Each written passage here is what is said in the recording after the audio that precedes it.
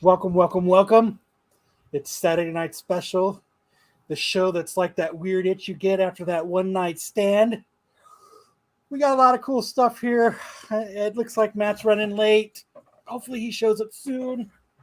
But we got a pretty interesting show to say the least for you. We got a lot of fun stuff. We're going to be talking Rob Liefeld. We're going to be talking some Spidey. We're going to be talking a little bit of music type news. I might start with that while we're waiting for Matt. We got so much in store, so just hang out, come take a chill, open that drink, and let's get the show started.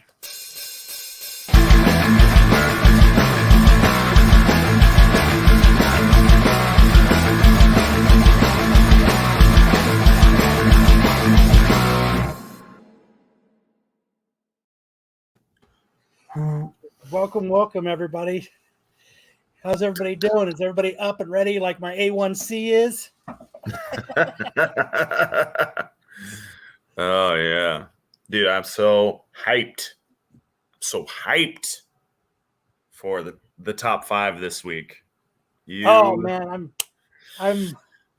You and Matt really outdid yourselves. I think so. We're trying to step up the show, trying to make it as much fun as we possibly can. And I think our top 5 this week really hones in on us just trying to have fun. That's right. You have an interesting week. What? We did have an interesting week. We had 2 really good interviews this week on Thresholds of Reality.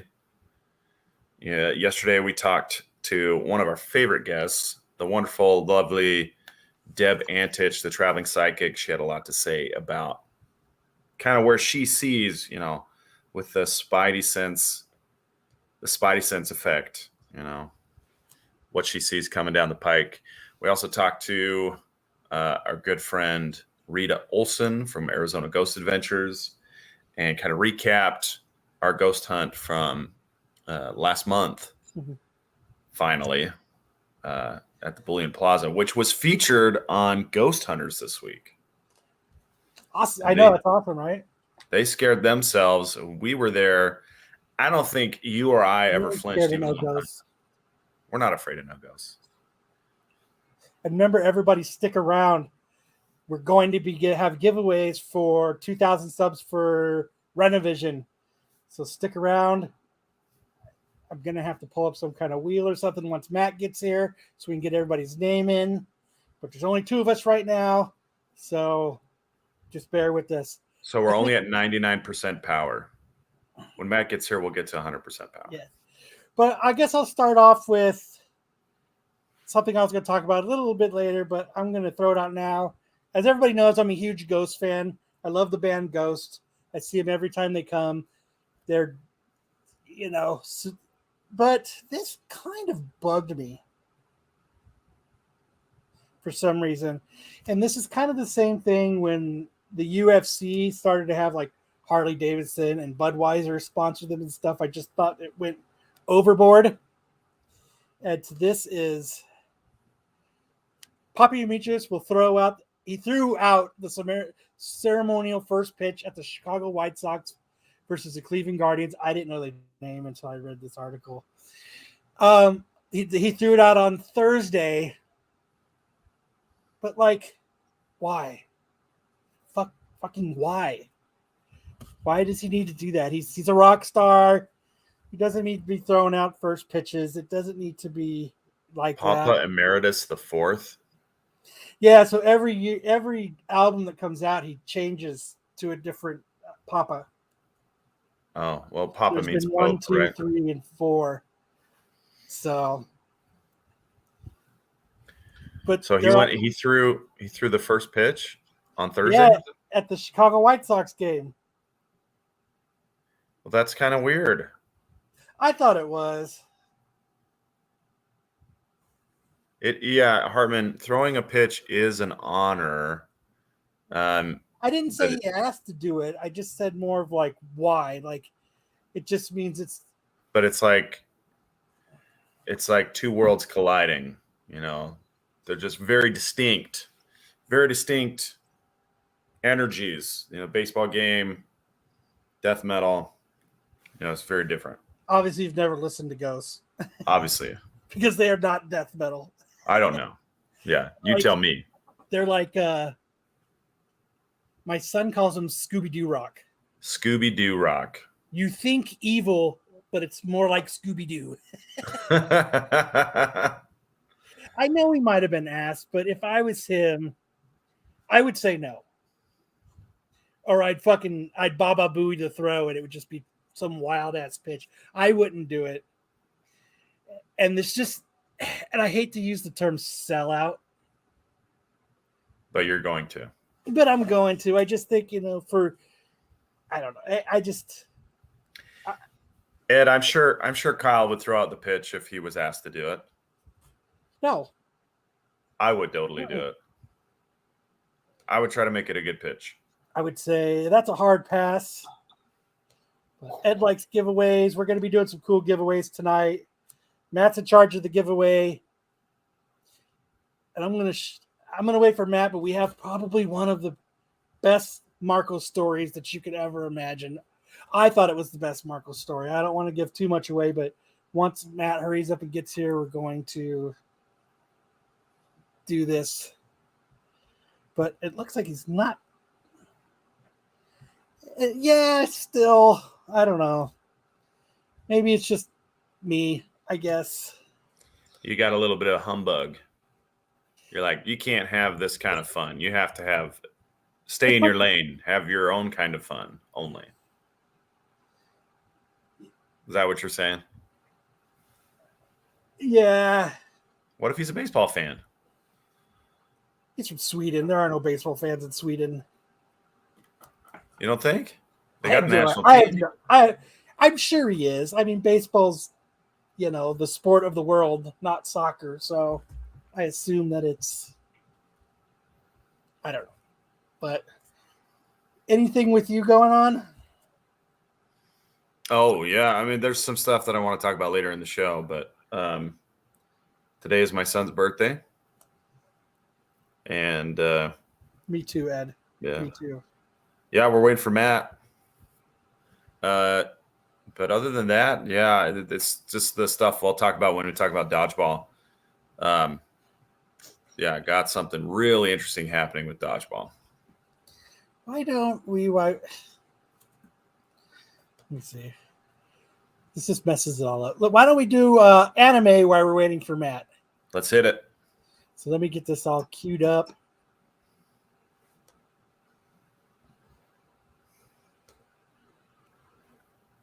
I think that's a great idea. Let's hit the anime.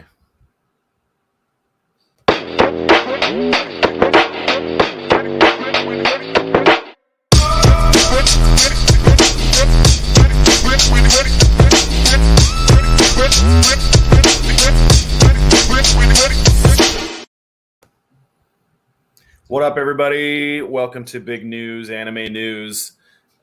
With your boy, Triple D Dodgeball, Sam. This week's WTF manga is actually one that I really enjoyed. It came out a couple years ago. It's called That Time I Reincarnated as Yamcha. For those of you familiar with the Dragon Ball series, do you have that slide or anything for that website maybe? So there's a guy the story follows a guy who is really into Dragon Ball, and he loves Yamcha. Yamcha is his favorite character. And one day he dies, and he comes back to life as Yamcha in the actual Dragon Ball series. But having read the whole series, now he knows the path to take to make sure that Yamcha is the most powerful of all the characters. This is a really fun series. It's a take on the isekai model. For those of you who are familiar with or unfamiliar with that term, isekai means another world. And it's a common kind of manga trope these days where you take someone from our world and you put them in another world. It's a formula that's been repeated many times. Some of the popular ones are That Time I Was Reincarnated as a Slime, which is where the title of this particular series comes from. There's another one called Sword Art Online, which is an isekai type show or type kind of a very popular one that kicked things off. But yeah, there's another one very similar to the isekai model called Solo Leveling that's very popular. But the reason why I picked this one for the WTF is because it's so hilarious and it's so fun. And Yamcha has kind of dropped off the radar. We don't see Yamcha anymore in the series since his main love interest married Vegeta. So I highly recommend everybody checking out That Time I Reincarnated as Yamcha for a WTF manga of the week. All right, next. You can take that off, Matt. I'm building the wheel. So if you want to start the show off again for the beginning of the slideshow, I'm entering in names right now. I can't control the slideshow. Can you just do it, Kyle? He doesn't have access to it.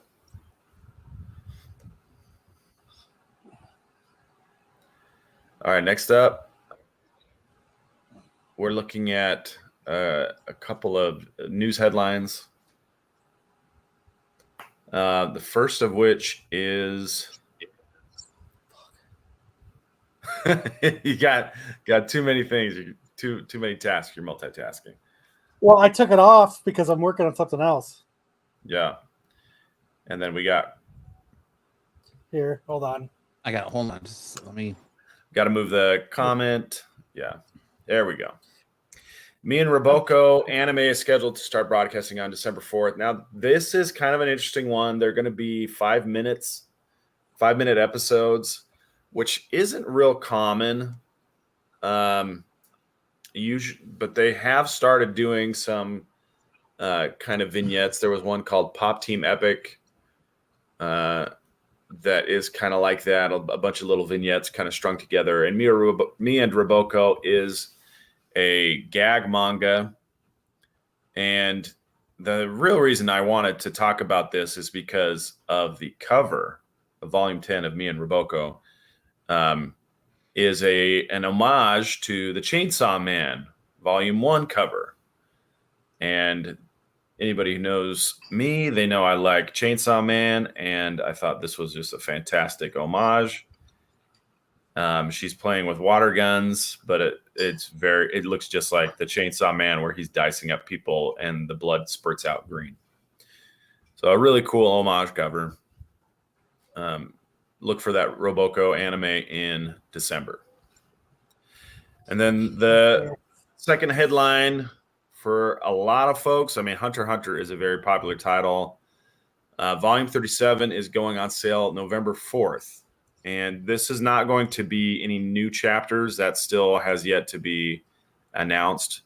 This is the last set of old chapters that had yet to be put into a volume format.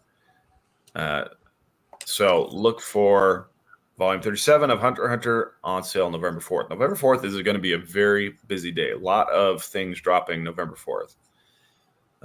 New anime, the One Piece film Red is hitting November 4th. And there's Enola Holmes 2 is coming on November 4th. So a lot of stuff coming on November 4th. And that's it for the big news. Okay, if you're watching and you haven't said anything yet, please say something so I can get your name in the first drawing. So, is that drawing happening mid-show or end show or top of the show? We're just going to do, I know Matt's got something that he's doing. I'm just going to throw in a couple giveaways. I promised Wednesday that I'd give away a slab. So here in a minute, I'm going to go get it, and we can make that. Matt has nothing. Oh, you didn't get anything? No, nothing. None of the stars had anything. Okay. So the giveaways, how many giveaways are we doing tonight? I don't know. I'll have to dig. Hey, if we get 50 people in the chat, I'll tell you right now, I'll give away this. 8 billion genies.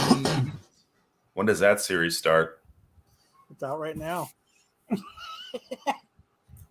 like 4 or 5 issues in. No. I'm talking about I thought it was picked up for an adaptation.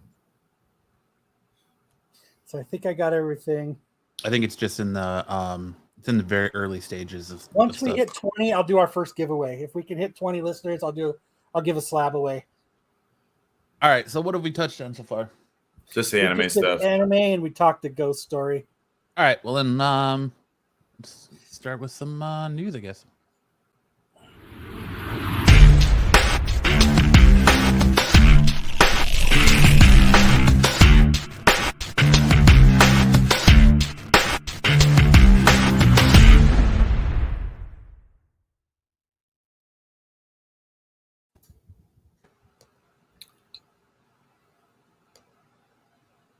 Go for it, Kyle.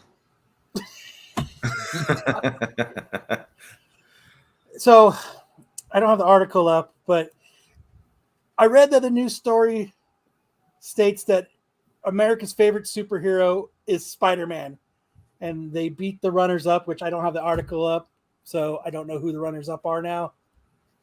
So, Kyle. Do you want me to dig it up? Yeah, dig it up. I got it. Hold on. So, just remember, if you're watching, I think I've got everybody so far in the chat. Repair Tech Tony's asking if you've read the Dragon Quest manga. I have not read the Dragon Quest manga because it's not part of the Weekly Shonen Jump. You have to pay extra for it. So usually Don't I be cheap, to get Sam. Don't be cheap. Oh, I'm cheap. I'm cheap, and I'll tell you why I'm cheap. You'll see at the end of the show. So it says that Spider-Man is the most popular superhero in 25 of America's 50 states, a new study has found. In a new survey by Wise Voter on Americans' favorite superhero, Spider-Man was voted the favorite in 25 states, with the closest runner-up being Batman with just 10 states. Spider-Man did not just win 25 states, though. He appears in the top 5 in a whopping 48 states. Other heroes who made the appearance as the state's favorite included Superman with 4 votes, Wonder Woman with 2, Aquaman with 2, Captain Marvel with 2, Wolverine with 2, Captain America in Alaska only, Iron Man, New Mexico, Black Panther, Oregon. The favorite superheroes of Washington, D.C. was not mentioned. Where did Arizona shake out? They didn't do Arizona. I'm assuming if they did, Arizona was probably Spider-Man. That's what I'm assuming. Everywhere that they didn't do it was Spider-Man. But, I mean, what do you think about this, man? I know you're a huge Spider-Man fan, so I thought this would be... I mean, it makes sense to me. I mean, really, when you look at the merchandising, who has all the merchandising? It's a toss-up between Batman and Superman, or I mean, Batman and Spider-Man. So, I mean, Superman's up there too, but I feel like we see a lot more Superman and a lot more Batman and Spider-Man stuff out there than we do Superman. So do you think he's only number 1 because he's in our face, or I think he's like number 1 for a lot of reasons. 1, because he's in your face. 2, because he's very relatable. He's the everyman superhero. He's just a struggling college kid who got superpowers and is trying to find his way through the face of adversity of losing his uncle, losing his parents, all the bullshit, Mephisto, everything that people throw at him. He just kind of perseveres, where Batman, his greatest superpower is being rich, and Peter Parker does it with his intelligence and very little else. So, and I mean, of course, his spider sense and abilities, but he's not rich. I think he's very relatable. He's easy to relate to, and I think that's what would really do it for most people. And you said because he's in our face. I think he's in our face because he's so popular, not the other way around. Yeah. I'm surprised Joe's like everyone knows Superman, but no one likes Superman. I'm surprised though that whoever they did, like Superman wasn't the top, because he is the original superhero to say. Yeah, you got to give credit where credit's due, because without Superman, we wouldn't have any of these other heroes. But I think there's just something about Superman, and I almost feel like it's like his squeaky clean image that does it to him, and his Boy Scout image, or just the fact that he's OP and nothing can hurt him but this little green rock that is supposed to be so scarce on a planet that it got blown up, but yet everyone can seem to get their hands on this little green rock. So it's just, I don't know. You know what? We got 15 people in the chat. I'm going to do a giveaway for all the early people. So I'm going to give away. I've got like one copy left of this that I've given away on other shows, but let's go ahead and give this away as our first giveaway of the night for all you people who were here right when we started. Is that the Hoosier Sonia you've got back there? Is this your last Hoosier issue over at Sonia? There's 15 people. I think I've got everybody.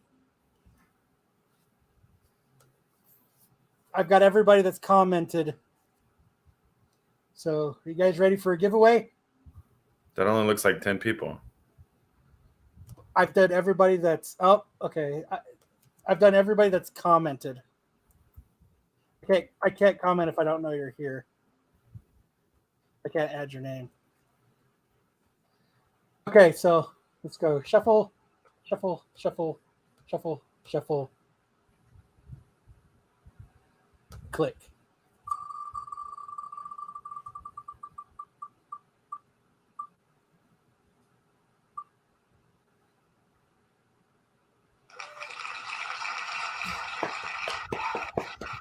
Just in the nick of time, Sareth Chang with a high at 5:21, stealing the victory. So go ahead and hit me up on Instagram at Kyle6479. Shoot me your address, and I will ship you that prize. Congratulations. Okay. It's funny, like, and I went out unlike the Wednesday show. Sorry, Matt. Unlike the Wednesday show, I'm not going to delete anybody's name.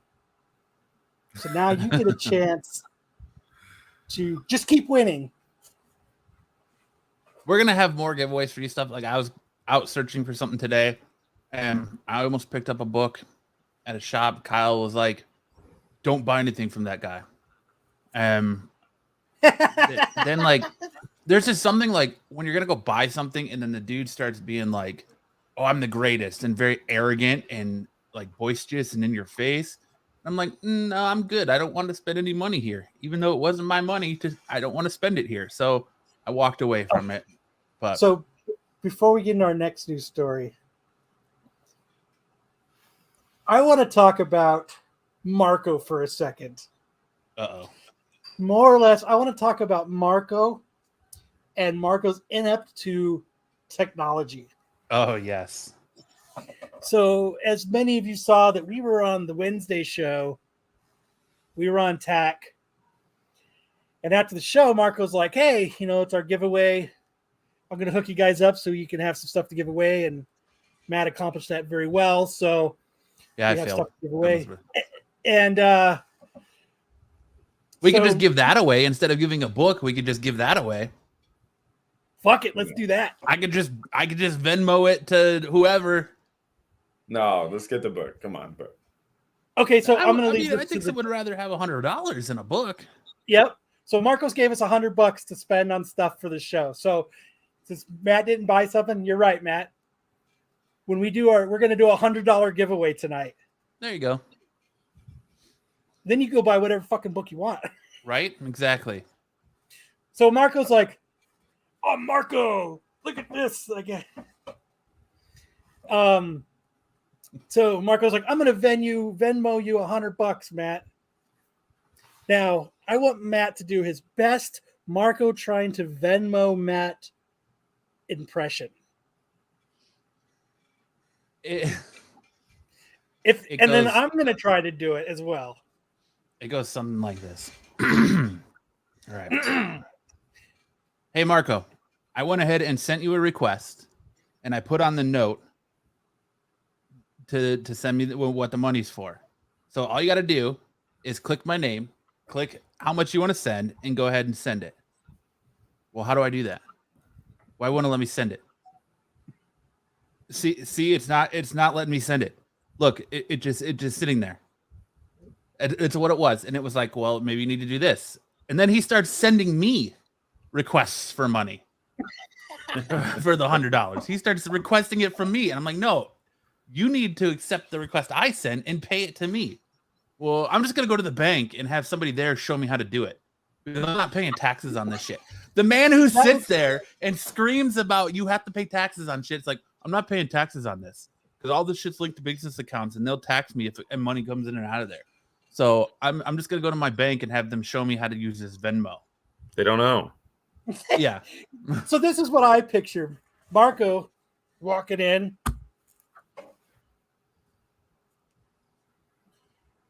Tell me how to Venmo, teller. And he slides his phone under the glass. You need to send Matt $100. You're my bank. I'm rich. Yeah. You do whatever I want you to do. He's like, oh, they'll just take my phone and be like, dude, done. Here you go, money sent. And it got into like trying to convince, like I think Kyle was trying to convince him, or someone else was just like, just open a checking account, open a non-business related checking account. No, I'm not doing that. He's just so weird. It took Marco probably an hour. Probably an hour and a half. To just accept the request. Well, to figure out how to send the money, yeah, it's like, I don't know. It was great. Do you think Marco would be interested in buying crypto? No. I couldn't imagine. Haven't you ever heard his EFT rant? I don't think he's going to buy crypto. He chased somebody off a show once with an NFT rant. Yes, I don't think he's going to be. No, he chased somebody out of collecting comics. He chased somebody off the internet. Yeah, chased them out of the whole community. Yeah.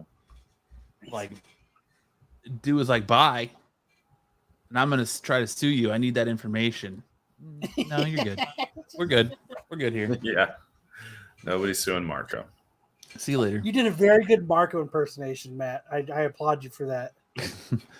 Ed says I have a picture of his wife on my phone. And you have a pretty hot wife there, Ed. Heyo.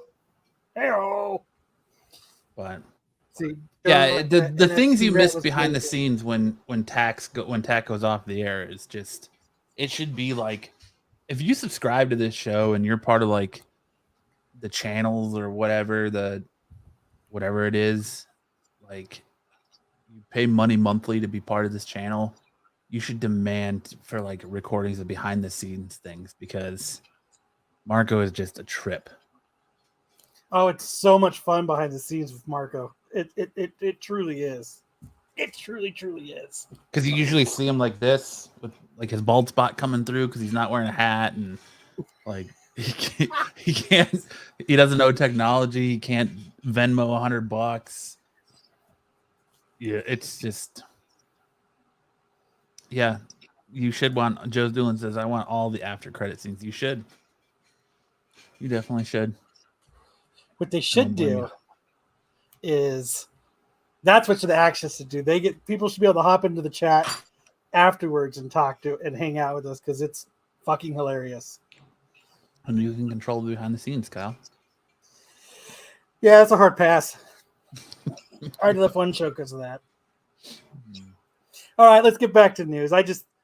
Marco trying to send Venmo. Yeah, it was something else. Dude, my jaw was hurting from laughing so hard. Yeah, it was just fucking insane. Actor Eldon Henson is reportedly set to return as Matt Murdock's close friend and colleague Foggy Nelson in Disney Plus's Daredevil Born Again. I know Matt's excited for this. Remember when we ran into him at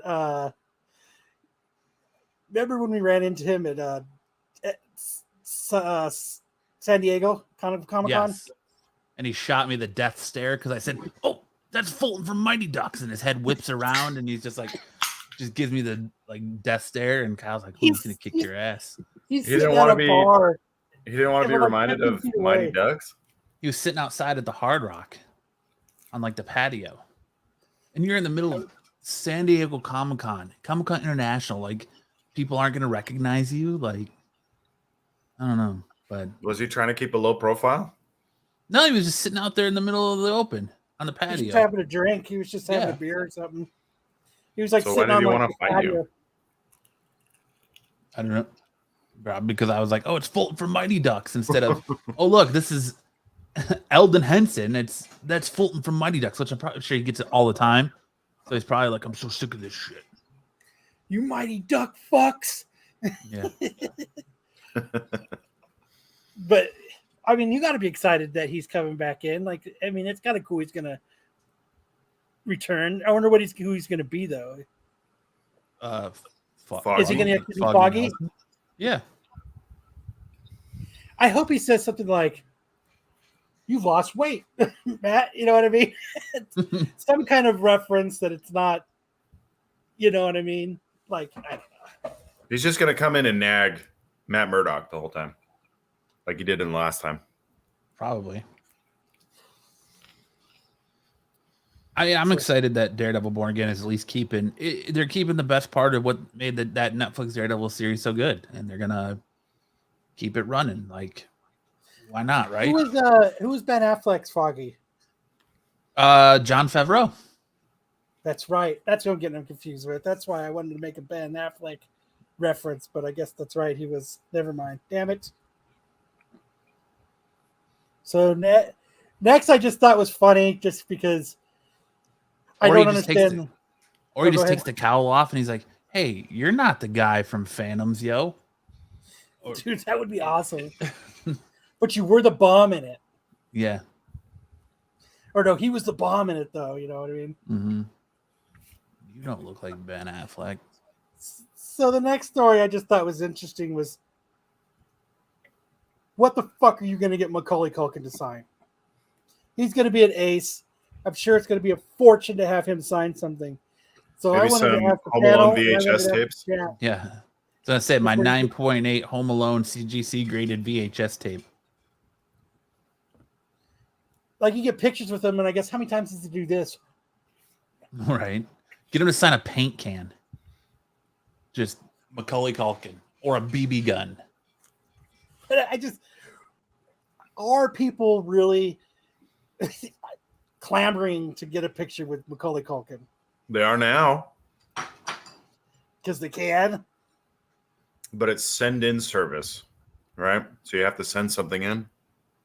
Oh, you know what you should do? Go on eBay and buy one of those Tiger Talk boys like you had in, I think, Home Alone 2, and send that in to get signed. That's what...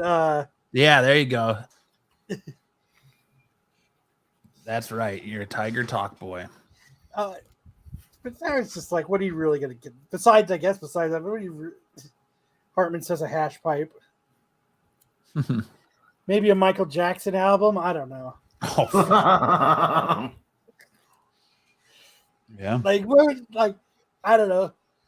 There's just nothing I'm clamoring to get Macaulay Culkin to sign. No. Fuck that shit. I mean, he's not even in any superhero stuff, or like it's weird that he's even going to be at this this convention. What about The Good Son? Your copy of The Good Son. Have him sign that where he died from a bee sting? Wasn't that him? That's my girl. Oh, yeah, my girl. Dude, you make a meme of him in the casket from that movie and hang it on a sign that says "Beware of bees" and get him to sign it. That's perfect. And it could just sit in your little, like in your Guys, that's the one. Let's do it. He just gets a bunch of VHSs in. That would be awesome. That's probably what he's gonna get. Like what? Like really? What else are you gonna get him to sign? Home Alone and My Girl, dude. That's perfect. Michael Jackson now, like one of those beekeeper hats. Oh, let's get him to sign a beekeeper hat.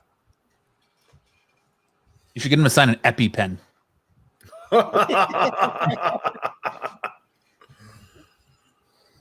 So, and then if I had this, maybe I wouldn't have died of a bee sting. Love always, your friend Macaulay Culkin. That's perfect. Yeah, you get him to sign something Scott Pilgrim, and when he's like, "That's my brother," He'd be like, sign it anyways. I just sign it. I paid $50 for this. I paid for this to be signed. You take the Kyle approach. I Yeah, paid for this to be signed. So you're I just sign am it. the customer, Yep. and I paid for a fucking. I paid for a service. That's what. Yeah, that's right. Oh. Who the fuck is Kieran Culkin? It's his Never brother. heard of her. Never heard of her. What is that? Isn't he in Succession, that HBO show? Is that one Succession or? I didn't even know Macaulay Culkin had a stupid ass brother. Did Yeah, he he's hang out with in, Michael Jackson too? He's in Scott Pilgrim versus the World. Who is he in that? The drummer. He's Scott's gay best friend. Oh yeah. Roommate. Do they have He's also in different Home dads? Alone. Send him a Tolkien. Do they look alike? Yeah. Oh. They both have that, like, I just smoked a big old fat bowl of the best weed money can buy look. Like if you put up a spectrum and you had Macaulay Culkin on one end and Elijah Wood on the other end, it would go Macaulay Culkin, Kieran Culkin, Daniel Radcliffe, Elijah Wood. They both look like they smoked that shit that killed Michael Jackson. Smoking bubble or whatever it's called. Yeah. Oh shit, that's funny. Marvel quietly confirms that Don Cheadle's War Machine will be donning multiple suits of high power tech on the upcoming Armor Wars series, which is interesting because there's a lot of talk going around that his contract is actually up. So they're not sure what's going to happen with Armor Wars. What else is he starring in? Nothing. No, they should get Terrence Howard to come back. Oh, no way. They should do Not get Terrence somebody Howard. else and not say anything. And just do the same thing and just act Just like do it all over again. Just Well, have who like can they- Marlon Wayans show up. Just recut old scenes of Don Cheadle from on the Iron Man movies. like a bad Photoshop every time he lifts his helmet up. But you guys know they can't have Terrence Howard, right? Terrence Howard tried to disprove gravity. He tried to jumping in the air and then falling. He tried down. to prove that gravity was fake. What do you mean? I'm serious, dude. How did I need to know how he tried to disprove this? But that I don't know. All I know is he tried to disprove gravity. Let's Google that shit because I got to see what he tried to do.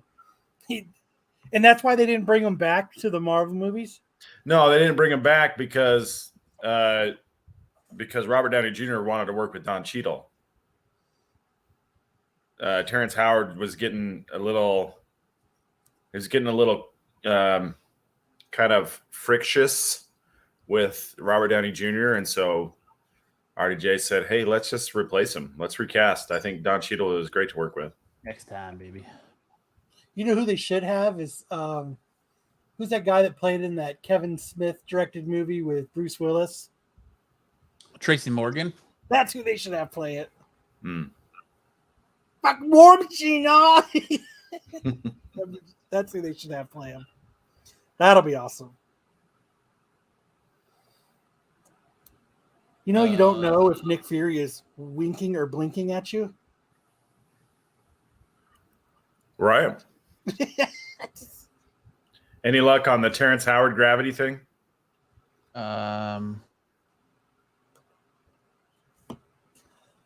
Right. Ronnie says Neil Adams thought the world was flat. And he says it was a great story talking to him. Well, whenever you want, hop on. You can tell that story. Be my guest, please. So, I see there's 19 in the chat. If you're in the chat hanging out, but you're not talking, say something so I can enter you into the drawing so you can win shit. And just remember, at some time tonight, we're giving away $100. I put a link to buying one of. Check the private chat, man. Dropped a link in there. Yeah. Just like I said, if you don't want to win shit, then that's fine too. I don't care. But I'm going to be giving away a slab, and since Matt didn't buy anything, he's going to giving away $100. There you go. Because you know what? On this show, we don't go by fucking rules. Just saying. It doesn't really even say how he tried to disprove it. He just says, I want to develop new hydrogen technology in Uganda. The main purpose of the project would be to defend the sovereignty of the country as far as technology is concerned. He doesn't really talk about how he tried to disprove gravity. But I think gravity's fake. He said, I was able to identify the grand unified field equation that they've been looking for and put it into geometry. This, Howard asserted himself, has led to him developing a new hydrogen technology that the country could use to defend itself. Yeah. Uganda, Wakanda, same thing. Nothing about gravity. And then he released a tweet that says, I have mathematical proof to the world of science and mathematics that 1 × 1 = 2. And then he goes on to show his mathematical proof. No gravity. No gravity. Gravity is just a figment of our imagination. I don't know. Dude's cool, though. I know he was the shit in Hustle and Flow. So that's all that matters. Yeah. Next time, baby. He might have got a little too close to the hustle and flow. Yep.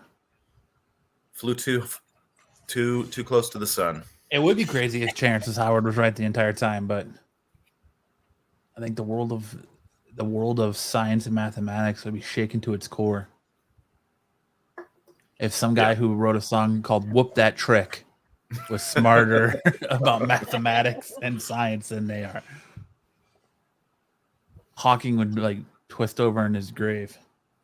So could somebody? Oh, BK's in. Let me get your name in the drawing, BK. And if you're late, if you're just unknown, we're gonna give away $100 instead of books because Matt didn't buy any. Nope. BK is now in the chat. All right. So what the fuck is going on with Adam Levine? Adam Levine is dropping into people's DMs to tell them how hot they are. He's a pimp. He dropped into mine. He said, I got to tell you something. You've got a body for radio. And I was like, thanks, Adam. Dude, I don't know, man.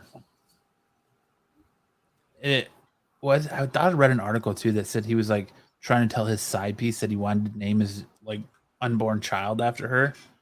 Like, I don't know, dude. I don't know what this dude's on. Is he married? Yeah, he's married and he's got one kid with her, and she's pregnant with his second child.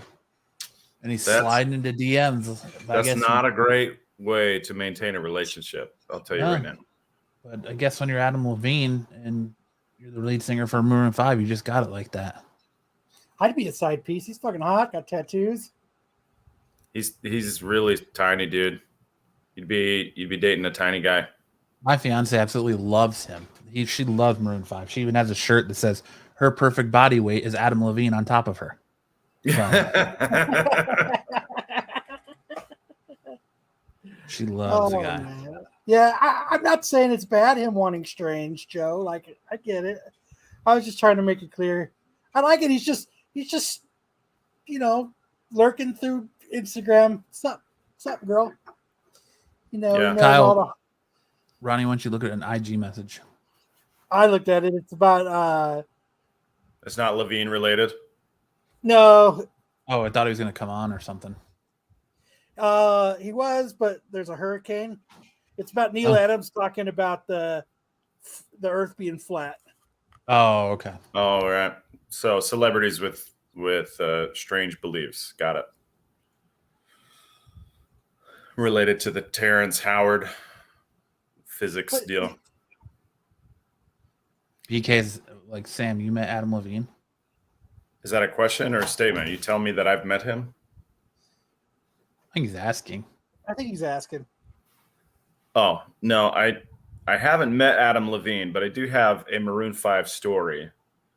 There is video evidence of it, so if you guys want to go to not the Triple D Dodgeball Instagram, but my personal Instagram, you'll see the video of it. So I used to sing karaoke at bars a lot, and there was one night it was kind of slow, so I was pretty much the only person on the card, and I ended up singing 12 songs in one night, which is a lot. Usually you get like 3 or 4, and the DJ's like, go ahead and close it out and pick a song. And I picked Sugar by Maroon 5. Sugar. You know what I'm talking about? And when I start doing the song, this guy had been like posted up on the bar all night. And he was there with his girl. And then as soon as I start singing Sugar, he jumps off the bar and he comes up and starts grinding on my backside. And he's like rubbing, he's like got his hands up, he's like rubbing my chest from behind. And I was like, what the frick? What is happening? And I was just like, the show must go on. And so I kept singing. No, a true professional. You didn't think frick, you went fuck. A constant professional. I was like, the show must go on. And so I kept singing. I got a little pitchy in parts. And if you check out the video, yeah, it's a little pitchy in parts. But he and I, we felt it. We let it happen. Boner. And then we got through the song and went back to the bar. And that was the pitchy part, is when he slid his hand under and cupped Sam's balls. And Sam was like, oh, shit. I was like, yeah. Won't you come?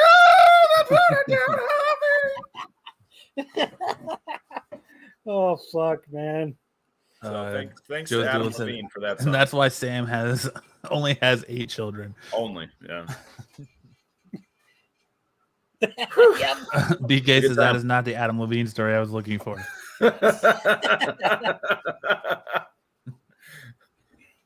Well, that's the one you got, okay?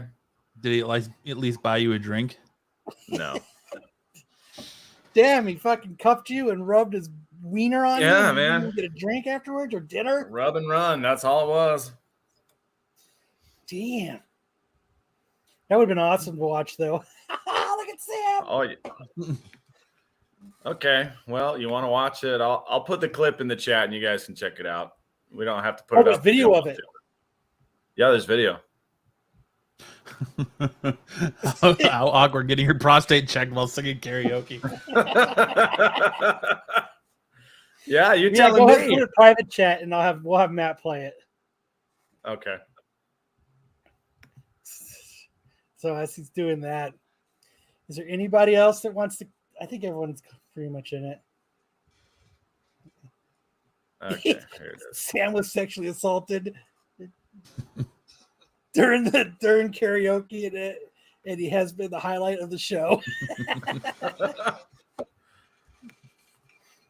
Oh, yeah, I don't think we're going to be able to top that. Okay, it's in the private chat. I got it.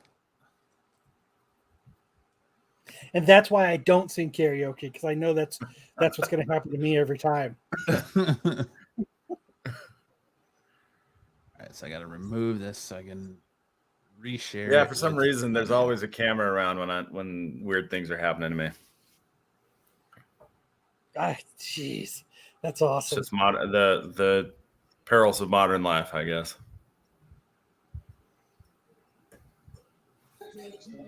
Let's see that shit. I only caught the tail end of it, but like he's like rubbing all over me. Jeez Louise. He is, dude. He's all over you.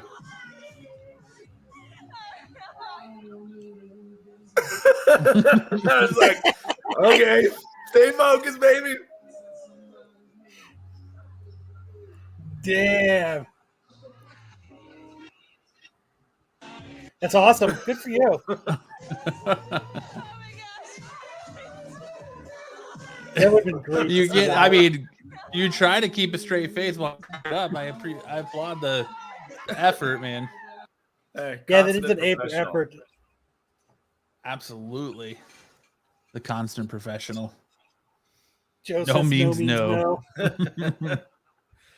Well, that was part of his strategy. He caught me in the middle of a song, so I couldn't say no. I had to get through the music before I could tell him to bounce. A lot of crying happened later. I think Sam in the shower crying with the hot water on him. Yeah, can you guys really imagine me doing that? Yes. I wasn't threatened. BK says what he just saw is considered marriage in several countries.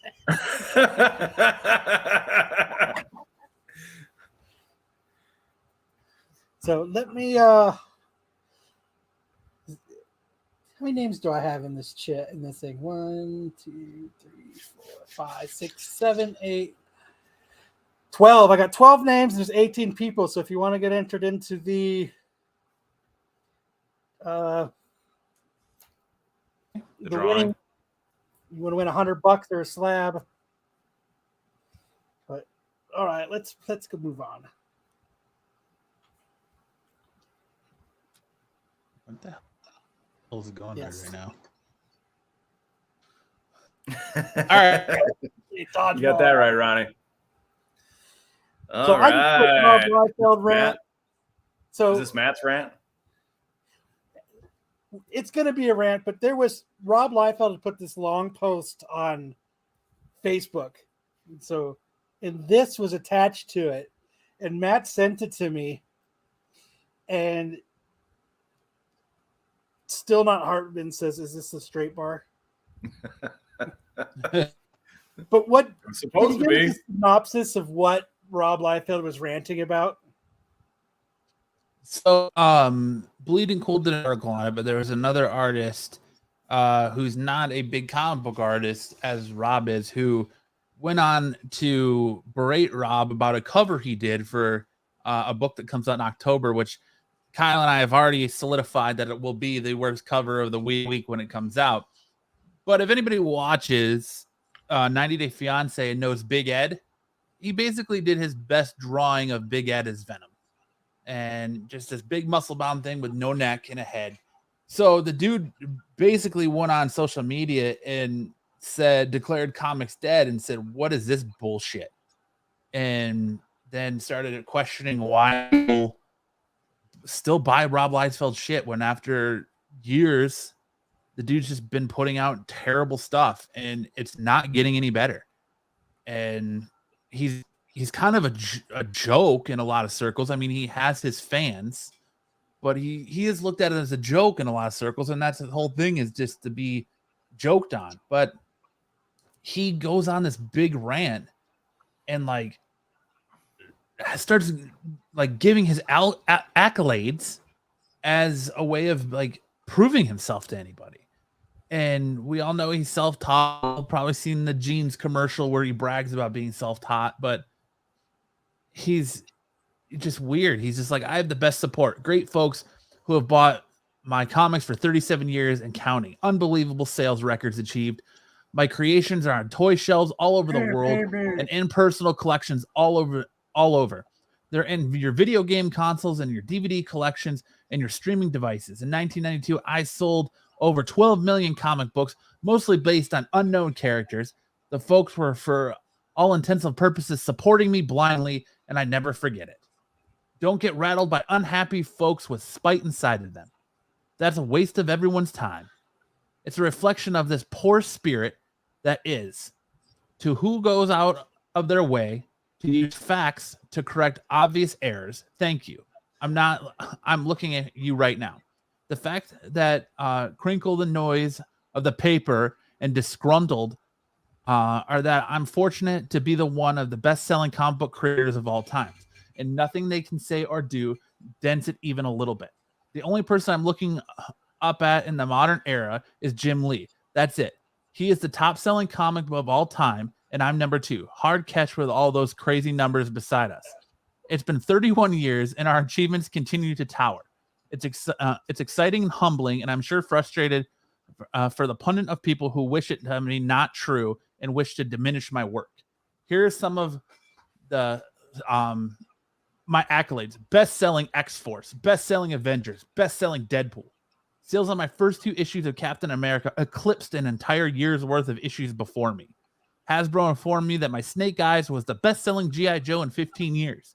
Maybe they just don't have the omnibus of their own, and it sets them off. I wish them well regardless. No matter what I got, lots of work to do. And then he shares this photo right here. Terrible. Terrible. All right. So is there a way that we can put up, like, side by side a picture of Rob Liefeld's face against one of his characters? Because I think what he's doing is trying to put his face on every single comic book character. Or what he thinks he looks like? Yeah. Well, I mean, like, there's no way that Captain America sold big. his shield isn't even a perfect circle. Look, it's all wonky and oblong. Cable doesn't even have an upper lip. Well, I don't think Rob Liefeld has much of an upper lip either. That's what I'm saying. As I think he thinks he's the perfect human face, and he puts it on all of his characters. Would he? So it's like that Saturday Evening Post with the guy with the pipe. Yeah. That he's looking in the mirror sketching himself. Is that what you're saying?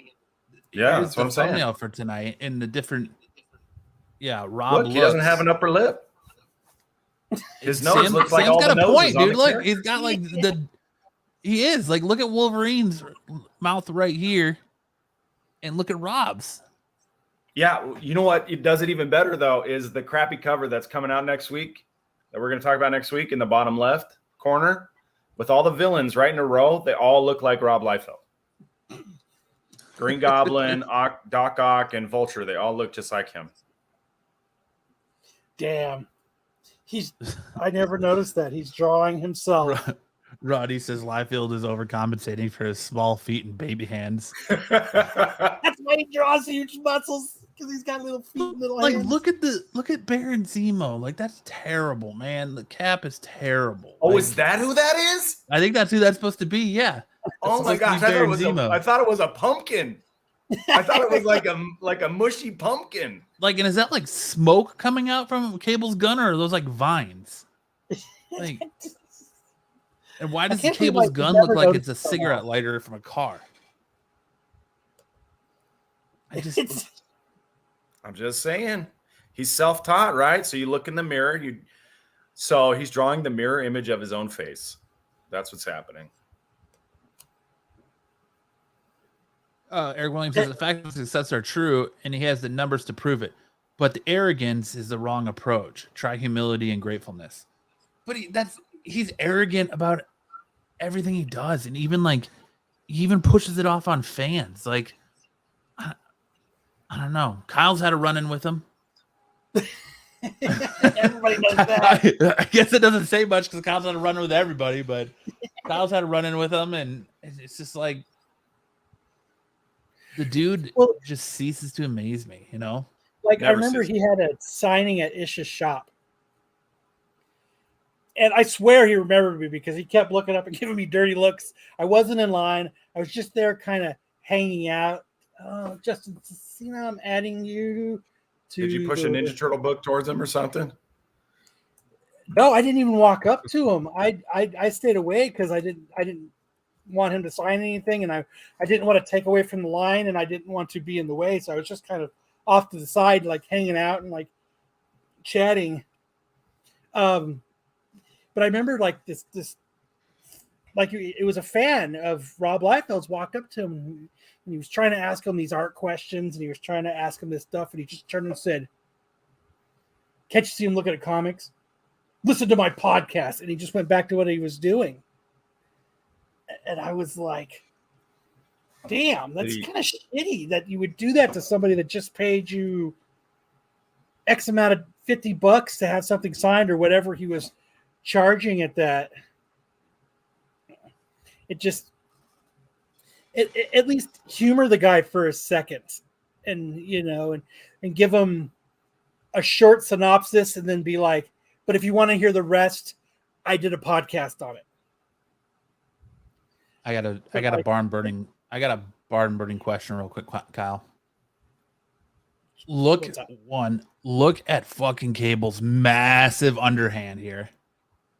And how is he bit? And how is he like stabbing anybody with this bayonet, this underbarrel knife, when it doesn't even barely comes past the barrel of the gun? He doesn't want to stab anybody with it. He just wants to poke them. I'm just gonna poke you. He's gonna put a 1/2-inch hole in everybody he pokes with it. Yeah. It's not to kill him, it's just to annoy him. It's like a mosquito bite. Death by 1,000 cuts. I don't know. I just every time I've had a run in with this dude at conventions, he's just always very arrogant. And like it says something when you do a convention exclusive cover. Like when he was here for Amazing Arizona, he did a convention exclusive cover of the same Deadpool he's used on like thousands of other covers with Spider-Man, and he wanted to charge like $45 to get you to sign that, for him to sign that book, and all he did was the cover. Like no interior work. That's just the audacity like of that just floors me, man. And he's rude to people that come to his table, but he wants to try to save face and be like, oh, well, I'm the greatest. And you're going to compare you want people to put you side by side next to Jim Lee. Bro, don't do that. You should be embarrassed. Like if you look at your art side by side next to Jim Lee's art, you should be embarrassed that you, after 37 years or whatever it is, you haven't even fucking taken an anatomy class to learn that your anatomy is atrocious. I don't know, man. Captain America, there's something not right with Captain America. Yeah, his chest. He's been drawing the same Captain America pose for years, and it's the massive chest and the little itty bitty head. Like, I don't know. And fucking Cable. Oh, put up Ronnie's comment. The short blade is another mirror image of Rob. Think hard, Kyle. You will understand.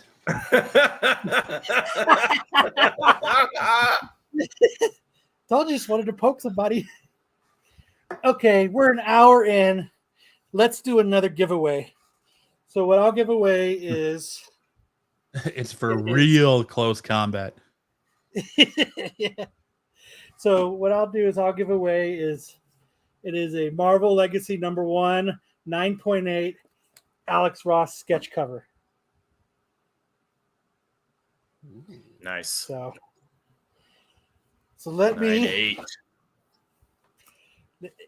Like I said, anybody who wins, I'm not taking you out. There's 20 people. I give you guys 5 seconds to chat or put something in the chat. You haven't, and then I'm going to spin the wheel. I've added Astro and Justin. There's only 14 names on there. Not everybody has. You got to get Double O. He's in there. Double O is not on there. He's not on there, dude. No. Double O. God damn it, Kyle. I fucked up. I didn't see him in there. All right, Dubba. Oh, but now Solo's in the chat. Oh, doesn't get shit.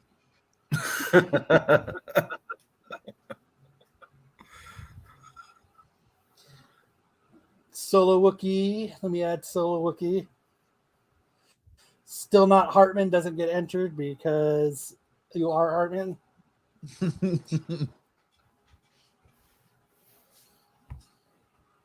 Okay. You guys ready? I'm going to shuffle.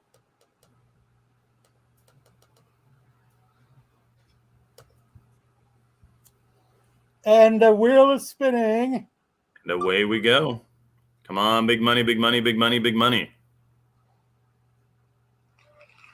Justin Cena, you win the slab. Yay. Hit me up on Instagram at Kyle6479. Shoot me your address, and I will get that out to you.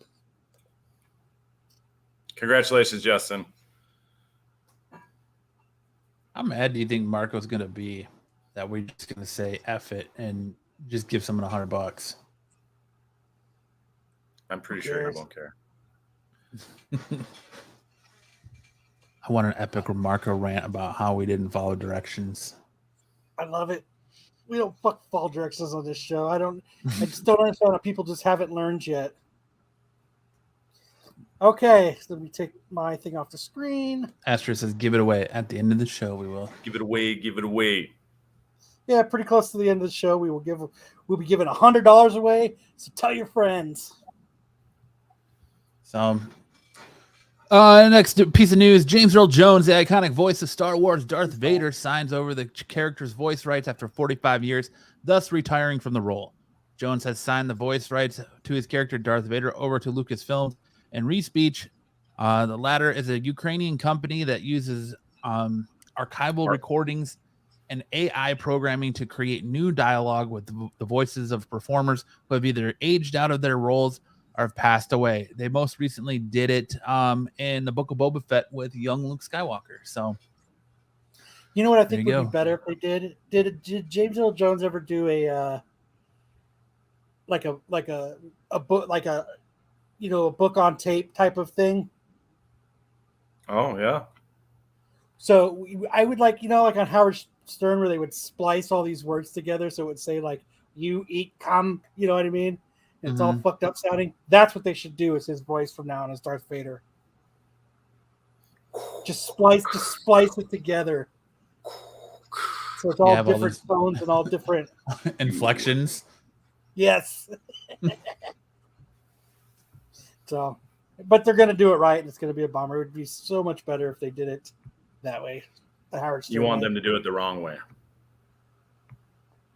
That's yep. I just want them to splice. Yeah, no matter how it is, I just want them to splice all the words together, so it sounds all fucked up.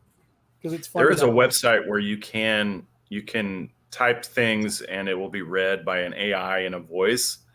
It's not real seamless, I would say. It is kind of choppy. It doesn't always sound real supernatural, but is it run by Sweet Blake?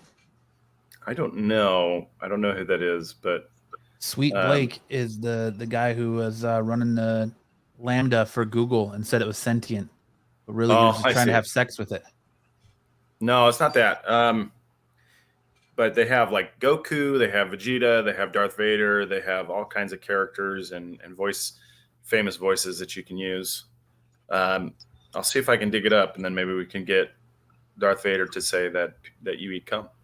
It's probably not hard to splice together like 30 minutes of screaming with 2 seconds of dialogue on Dragon Ball Z. But all right, that's it for news. We're gonna go into reviews. Are you guys ready to do some reviews? Yeah. Let's talk about some shows. Yeah.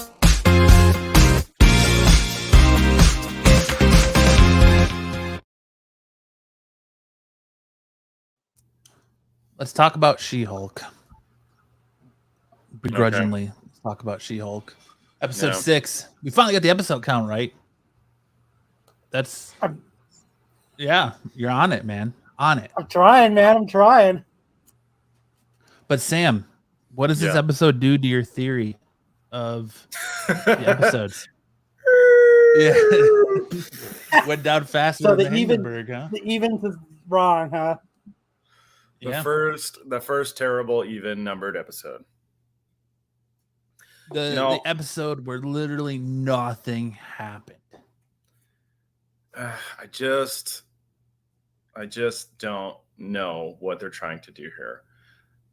If they want it to be like a fun legal show, commit to that. If they want it to be like a fun superhero or origin story, then let's commit to that. But it's nothing. It's the legal issue this week was a total dud for me.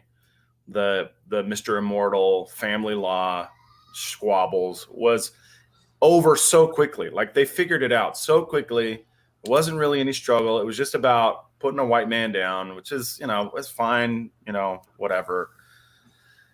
But they didn't do it very cleverly. It wasn't very creative. It was just like beating up on their own client, and it was dumb.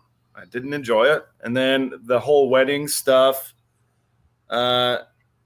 like it went every which way. It was totally unfocused. There wasn't anything to be gained by it. I just don't get what they're trying to do with the show at all. I thought I did, but now I'm just like, this is a mess. I don't know which way it's going at all. I know which way it's going. Yeah. I don't know. I don't know, man. It's hard. Like this is the first time in Marvel that I can remember we get an episode that absolutely nothing happened. Like if you took this episode out, nothing has changed about the series thus far. She went to her friend's wedding. She tried to show up as She-Hulk to overshadow the bride. She went as Just Jen. They named the title of the episode Just Jen. Then Titania shows up to try and fight her and embarrass her at the wedding and expose her. And Jen gets drunk and they make some weird innuendo of how you can't perform when you're drunk. And so she can't turn into She-Hulk because she's drunk. When she was doing it before, she went from She-Hulk to being drunk Jen in the bar in episode 1? Episode 1 in Hulk's Tiki Bar. Yeah. Well, not just there, but even in the lawyer bar when she gets fired, or episode 2 when she gets fired, or whatever episode that is. She's going in and out of it when she's drunk. Because remember, she's She-Hulk, and then she goes back to Jen, and she's blasted. She goes from sober to blasted, and now she gets drunk, so she can't perform, and she has to try and sober herself up to be able to transform to fight Titania. And then you see some dude with a giant ass needle that's gonna protrude through her skin. It just. Joe's Doolin asks, Sam, please speak to the wonderful legal misrepresentation. So there's this thing that in the attorney-client relationship where attorneys have to work in their client's best interest. And in this episode, we see Jen's attorney friend. I don't know that they're friends. It's her paralegal. Not just the paralegal. No, the other attorney, the black lady. Oh, okay. Attorney. They work in Mr. Immortal's. They work against his interest to make him pay for all of these divorces instead of finding a way to make things better for him. They go in and they give away everything, and they make him own up to everything. Well, that's not in his best interest, right? So she commits legal malpractice, and they make a big joke out of it, because he's a rich, wealthy, dishonest, immortal superhero white guy who just he needs to own up and make reparations essentially to all these women and one gay dude that he's defrauded all these years. And I don't know. It wasn't very funny. It wasn't very clever. It was bad law. So it just makes me scratch my head as to what they're doing. Why is this a scene? Why is this a B plot at all? It doesn't make any sense. So I lost my Amazon Fire remote, so I don't watch it anymore. So the show feels like it's in a tailspin to me right now. Yeah, I agree. How are they going to redeem it? You really get that. I think this, and they even make fun of it. Oh, don't we all just hate that weird wedding episode in the middle of the season that you're like, why is this even here? Well, we've got that too, and then they proceed to make you watch it. It's just they're you're sheep and you're going to watch whatever we put out. So. Yeah, so if you haven't seen it, you're not missing anything. It didn't move the plot along at all. Perfect. I don't feel bad. You need an A plot to have a B plot. Yeah, that both the A plot and B plot felt like B plots this week. You need a plot to have a B plot. Mm-hmm. All right, I guess that's enough of She-Hulk. House of Dragon episode 5. Are you still watching House of Dragon, Sam? I don't have HBO Max. You're not watching it. I thought you were watching it. No, I've been watching the other one on Amazon Prime, the Rings of Power. Oh, Rings of Power, yeah. House of Dragon episode 5 was good. We're getting ready to go into another time time skip where the actors who are currently playing these characters, for the most part, like the little girl Rihanna and all that, we're changing actresses because they're going to go into her being older. Basically, she decides to take a hand in marriage, and yes, Astra, I'm into it too as well. She decides to take a hand in marriage, even though the dude is gay. They basically make this pact that we'll both perform our royal duties, but you do you and I'll do me, and we'll both be okay with it. So he agrees to that, and they throw this big dinner, and his gay lover confronts the knight that's there to protect her, who she banged in the last episode, and they get in a big brawl, and the dude's he's gonna like kill himself, and the queen stops him, and then they get in a big brawl at this like the marriage ceremony, and ends up gutting him right there in front of everybody. So it was pretty wild. Damon, her uncle, goes and kills his wife so he can confess his love for his niece and try and get back in the good graces of the king to swindle his way into the crown and marry her, and this whole subplot with that. But it's fun. It gave me like shades of the Red Wedding from Game of Thrones, the original series, and it's still a lot of fun. It's a very, I like the psychological chess game between Damien and his brother, the king. So it's been a lot of fun so far. So I'm definitely digging it. Meh. You're not even watching it anymore, Kyle. I know. You haven't seen past episode 2. I didn't see episode 2. So you definitely haven't seen past episode 2. You're yeah. That is a correct statement, sir. And I won't either. I'm sure I will as soon as I find my Amazon Fire remote, because my wife wants to watch it. What, House of Dragon? Yeah, I just told her it sucks, so don't. It's actually a really good show, man. I don't know, but yeah, that's it for. I mean, do you want to talk Rings of Power? I think you're the only one watching it, so. Yeah, I watched it. I would just say that it's kind of just gambling along at a very slow pace. There's usually slow burns. There's like one or two things that there's three storylines it's following. It's got Elrond and Durin. It's got Galadriel and the humans or the men in Numenor, and it's got this elf and a gal named Bronwyn in the Southland. And then they also introduced us to, well, I guess you've got the Harfoots also, which are like the Hobbit, the proto-Hobbits, and the guy they call the Stranger. And then you've also got the Orcs. So I guess it's 5. There's 5 storylines going on. And it's just kind of, because there's so many of them, we only get a very little progress in each of those stories each week. And they're just, none of them are very impressive yet. I'm holding out hope because It sounds like it sucks. It's not that it sucks. I mean, if it sucks, you'd be like, oh, there's a dumpster fire to watch or a train wreck to watch. It's just that I got On Patrol to watch. What's that? Watch On Patrol versus Lord of the Rings. Dude, that is the best show ever. Last night, if you guys did not watch On Patrol last night, it was just nobody was stopping for the fucking cops. Everybody was running like that for this. I've never seen so many times like, so the first thing is they were chasing this dude on this like 3-wheeled motorcycle thing. And like they have the camera, like this is like the first thing that happens. And they have the camera pointed at this dude that they just finally boxed in.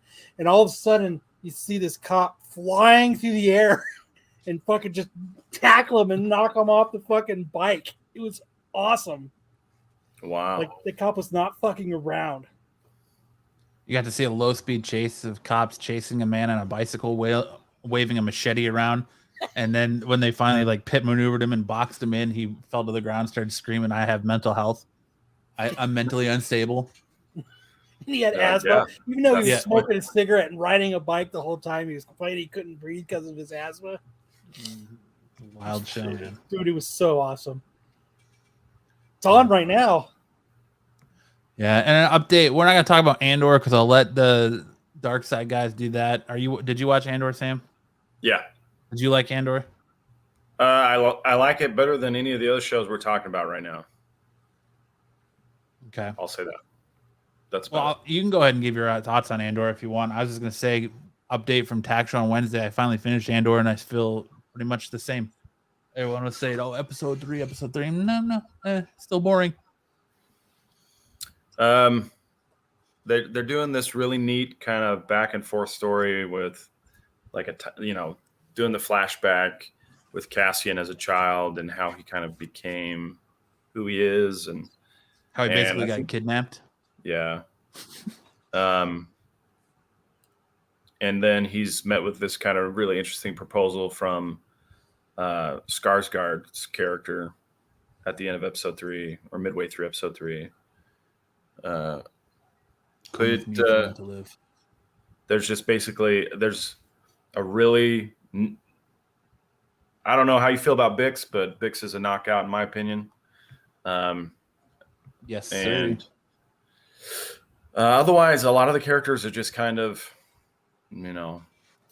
interchangeable. I'd say they're not making any difference. What's that? Oh, Double O says She-Hulk sounds better than whatever show Kyle was talking about. No way, On Patrol is the shit. On Patrol Live. But I think it's okay. I like the 3 episodes that I saw. Good. On Patrol is straight junk food for the brain. It is. I like the little fat dude in I think it was Florida. Was it Florida or Nevada? Where I think it was Nevada, where these kids were about to like get in this fight outside of a rodeo with guns, and these girls are sitting there recording them. They're like, "We have the right to record you." And he's like, "Well, you're obstructing my investigation, so I'm detaining you." And he just starts detaining everybody. He's like, "You're detained. You're detained. You're detained. And you're detained." Yeah, like everyone around him, he just starts arresting everybody. It's like, all right, cool, man. But show's awesome. It's way better than She-Hulk. But all right, let's talk some best and worst comics covers of the week. Yeah, let's do it.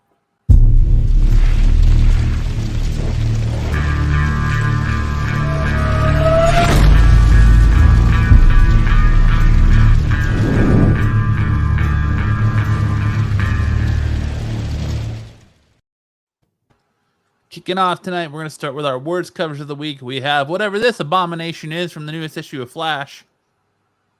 I don't know what direction they're going in with Flash and why they keep doing these covers, but they are. And they need to fucking stop. Is it like an Archie Comics? It's like Archie Comics meets Grease or something? Meets the Flash? It meets a garbage can. Because there's it's like street racing and a bunch of people pumping their fists, and then the 2 Flashes running over the top of them.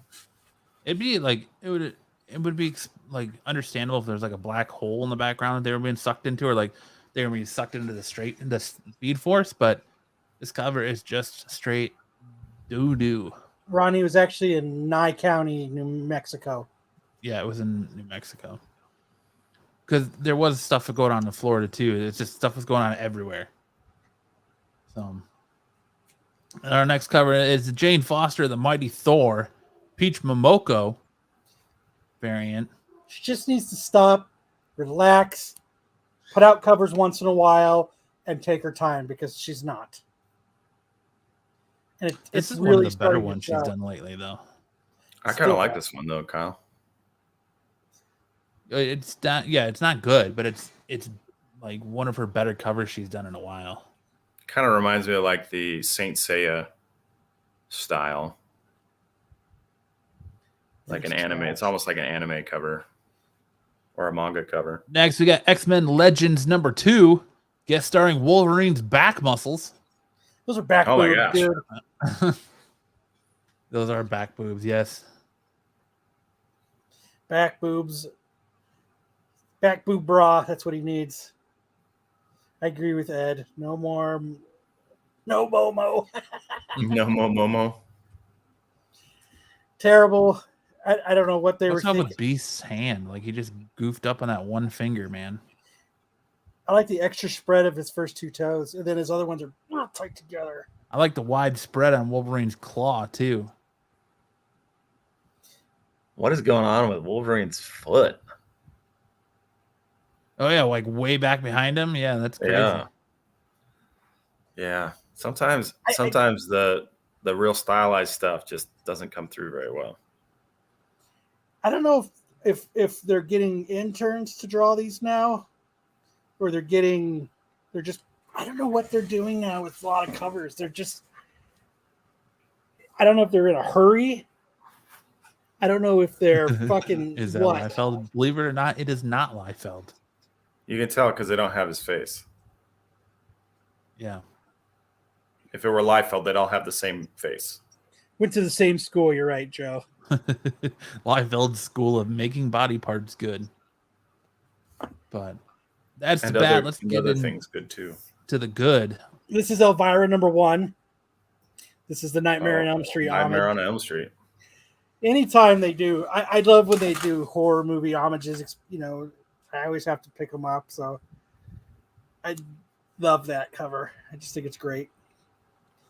A+. She is still, yeah, that cover still makes her look like a smoke show. Yep. Next week, Gunslinger Spawn 12. Just loving that. Nobody's reading Spawn, but everybody's buying the covers, and this is just another representation of just badass covers. Yeah, I like the werewolf style and half Spawn, half werewolf style head. The blood and smoke from the eyes. It's really cool. It's just, it's just a kick-ass fucking cover. And then Catwoman 47. I just love that cover. This such a Adam Hughes homage. Yeah, it's just a beautiful cover, man. It really is. Like, it's so, the water out in the bosom is so well done. Like, there's just everything. Like, the way the leather of her suit looks is really well done. The hair, it's just a very, you think very Adam well Hughes cover. did it better, or you think this one did it better? I think this one's better. Really? Mm-hmm. Let's bring that Adam Hughes one up and compare it, if you can. Because this, don't get me wrong, this is a kick-ass cover. I mean, it really is. Like,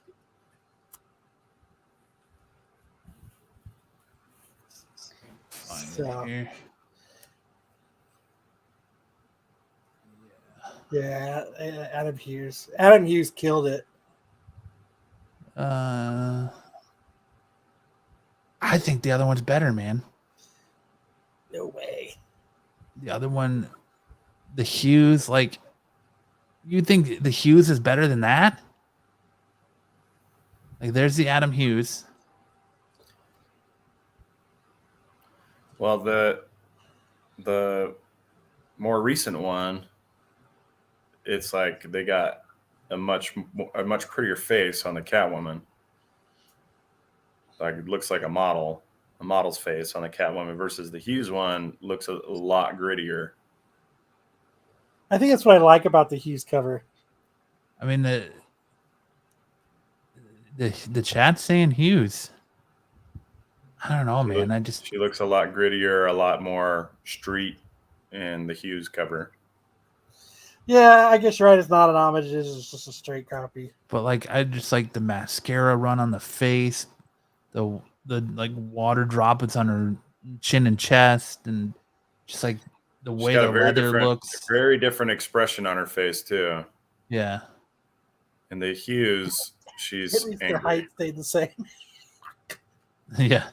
This one looks like someone told her dog died, and this one looks like she's like playing a seductive game. Yeah. Ronnie agrees with you. But the majority of the chat is saying Hughes. So nice. That is a good cover, though. You going for the seductress, or are you going for the street rebel? You know, right? Which look you going for? Maybe because Hughes just did it first, so we've had it longer, and it's been our.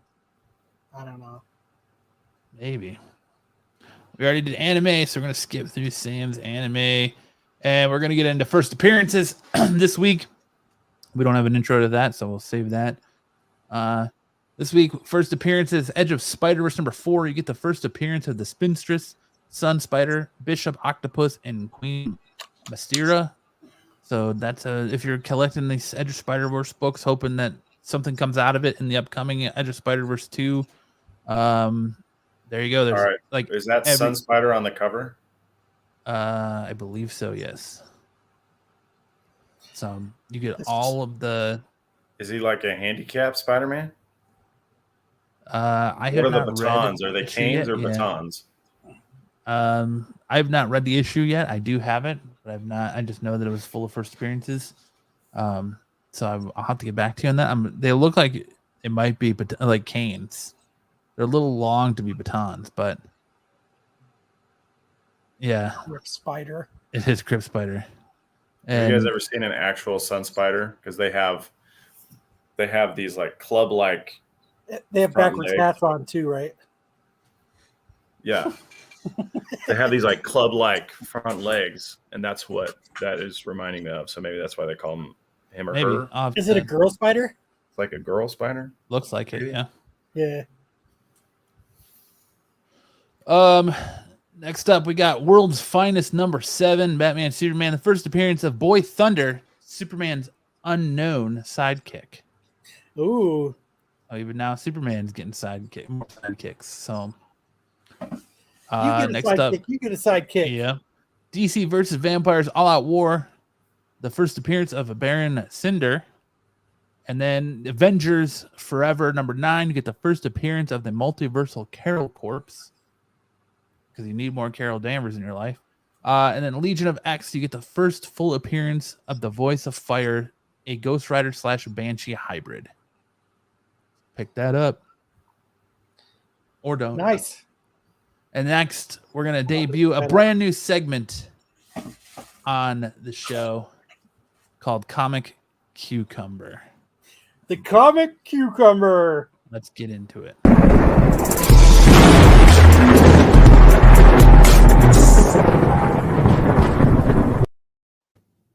Kyle, what is the Comic Cucumber? The Comic Cucumber is stories that are just, I think they're just doing it as clickbait. Almost like The Onion. It's just these far-fetched stories that I just don't think are going to amount to anything. So instead of The Onion, we're calling it the Comic Cucumber. So first up in the Comic Cucumber, we got, after the success of their 2017 title, Dream Daddy, a dad dating simulator, Game Grumps has teamed up with Rogue Games once more as they announce a new psychological horror game. And to be completely honest, we should all have seen this coming. Do we need do we need that game? Scream game? No. Yes. No. It's not going to come to fruition. It's not. So you're debunking it? That's what we need, is a stamp that says fake. Debunked. Okay. And that's half the fun of Comic Cucumber, is sometimes we're going to give you stories that it's up to you to decide whether it's real or not. We're just, throwing it out there. Next up in the Cucumber, the potential Top Gun 3 can continue the untold story of Pete Maverick Mitchell and Tom Iceman Kazansky's untold story. So you get to see their bromance unravel in Top Gun 3. How they go from rivals to... You can be my wingman anytime. Yeah. How they go from rivals to being like best buds. That's not going to happen. Probably not. Isn't that what happened in Top Gun?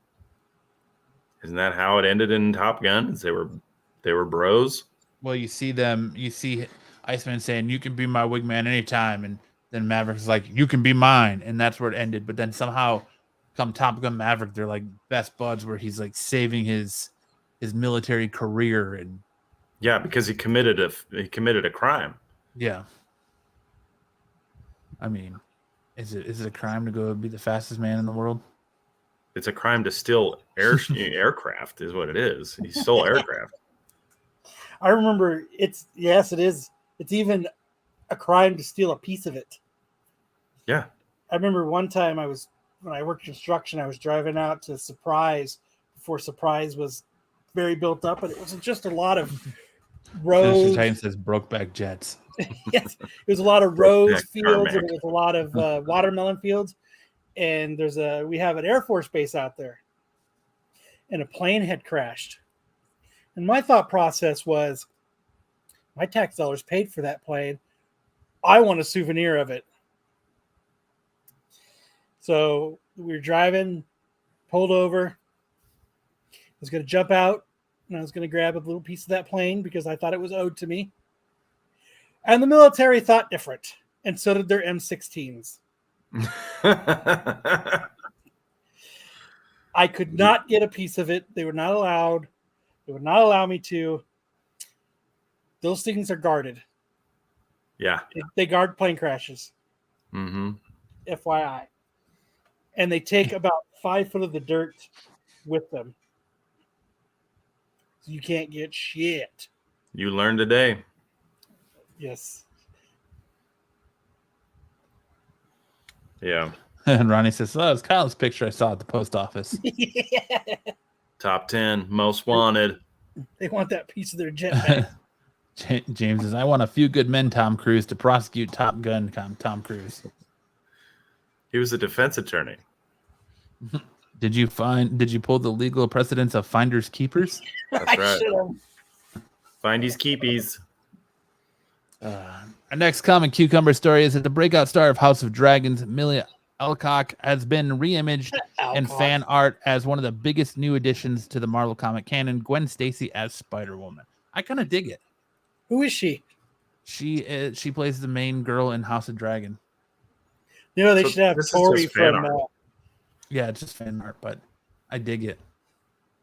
They should have Tori from.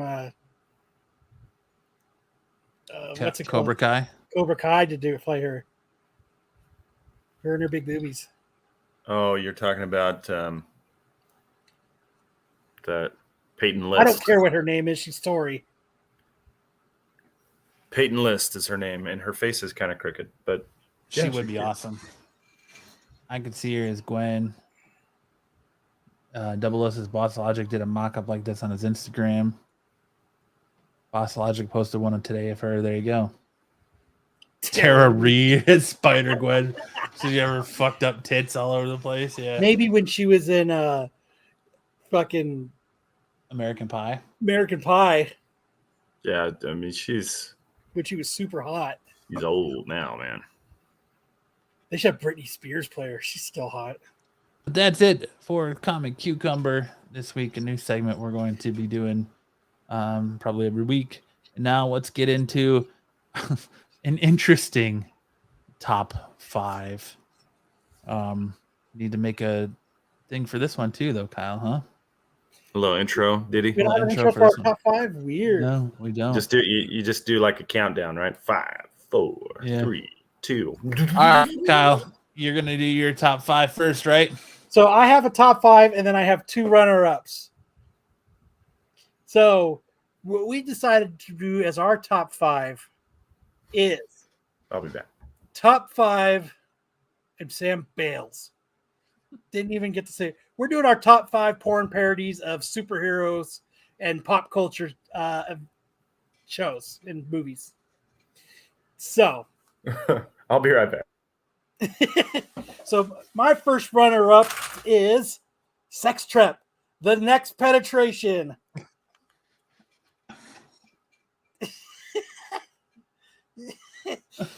That is runner-up number 1 because, you know, everybody needs to watch Sex Trap, The Next Penetration. My other runner-up is Game of Bones. Game of Bones. Winter is coming. Oh, man. So my number 5 is Star Wars: The Last Temptation. Because number sorry. four, I'm not even going to talk. Is Buffy the Vampire Slayer. Chrissy Miss goes down for the count. Number 3 is Evil Head. All right. Number 2 is Fap of the Future. Fap to the future. Fap to the Future. Oh. And my number 1 is Deadpool 2. Nothing better than a parody. Not just 4 hours, wicked 4 hours. Oh. And that is my top 5 as runner-ups of porn parodies. My top 5 this week, number 1 was The Big Bang Theory. Because I swear there's one that's called The Gangbang Theory. Because this has got to be better than the Big Bang Theory on TBS or on syndication, right? Next, Top Guns. Number 4. Get That's ready for the ride of your life. Number 3, Dragon Boob Z. This one's nightmare fuel, man. Yes, it is. That Piccolo especially. Number 2 is Spider-Man, a porn parody. And number 1 is 10-inch Mutant Ninja Turtles. That's a good one, man. That's a really funny title. And what do you guys, Sam? You didn't participate this week? I don't watch any porn, man. I fucking told you, Kyle. So I had a so when I I'll so when Matt first I talked about this, covers to the porns is not what came to my mind. Not even the slightest bit. So what came to my mind is the actual clip that is on the porn site with the name. The thumbnail? Yes, that's what I thought it was. So like the first one that I had done was, I think it was called Gamora Sucks Star-Lord Dry. And then what I had done was I had taken and I took the time, I put effort into it. I blurred out the huge dong. And I thought that would be good enough. And so I sent all these pictures to Matt. And Matt was like, no, we can't do that. And I was like, but it's blurred out. I blurred it out. Like, you don't see a huge dong. Like, dude, you did a terrible job of blurring it out. No way. It was like you blurred it out and then you like drew it like back on. There is one where you did do that, yes. I was laughing at some of the titles, like Rick and Morty. Morty finally gets to give Jessica his pickle and glaze her face. Like, Wow. Yeah, Gamora drains Star-Lord's dick is what the one. Yeah, he like crudely like blurs it out, and then he starts posting like SNS stickers over the top of these parts. And so like, I had a Guardians of the Galaxy one, and I think we could post the Guardians of the Galaxy one. Let me throw it back. Don't do it, man. Don't do it. The Guardians of the Galaxy one is Groot is a huge penis. And so I had put the SNS logo over the balls, over the huge tree balls, so that it didn't look like a penis. It still looked like a penis. Yikes. And then there was one that I had to blur so much out of it. I think it was a Catwoman one. It was Batman was going to invade Catwoman's small. It was pretty. Yeah, your list changed from what it was earlier today. I know. I found better ones. I researched it, and I found better ones. And Batman drives his Batmobile into Catwoman's Batcave. There's so many good ones out there. I just thought maybe Sam was the voice of reason in the pre-show, and he's like, "Dude, you can't do this. You can't do this. You got to pick different ones." Before Sam even came in, I decided to give it another go because when I did it originally, I was on my work computer. Sam can't watch porn. One of his 11 kids might walk in. That's true. That is true. You looked at porn on your work computer? What? I'm the IT guy. If it gets blocked, no one knows but me. Oh, Kyle, you were doing this on your work. Oh, geez. Kyle's a fucking. You gotta be careful, man. Not safe What, for am I going work. to get in trouble with IT? Not safe for work, bro. I'm the Joe one who Doolin sets wants to those know, standards. how did Sponge Knob Square Nuts not make the list? I mean, I just set my cover to Instagram. oh, He made his own. We can't put that on there. We can't put that on there, Hartman. Yeah, I'd say put it up there. One of my kids, speaking of my kids walking in on me, the opposite thing happened. So I got on my computer. It says, Kyle says, I'm the one that sets the standards. I'm the one that gets the alert if it's, you know what I mean? So I got on my computer one day. I'll send it to you, Matt, and you can make the call. No, I saw it. He sent it to me too. I got on my computer one day and I go to Google. And you know how when you type in the search bar, it will bring up like recent searches. One of my kids had searched big anime boobs. Hey, I go to him, I was like, tree, I guess.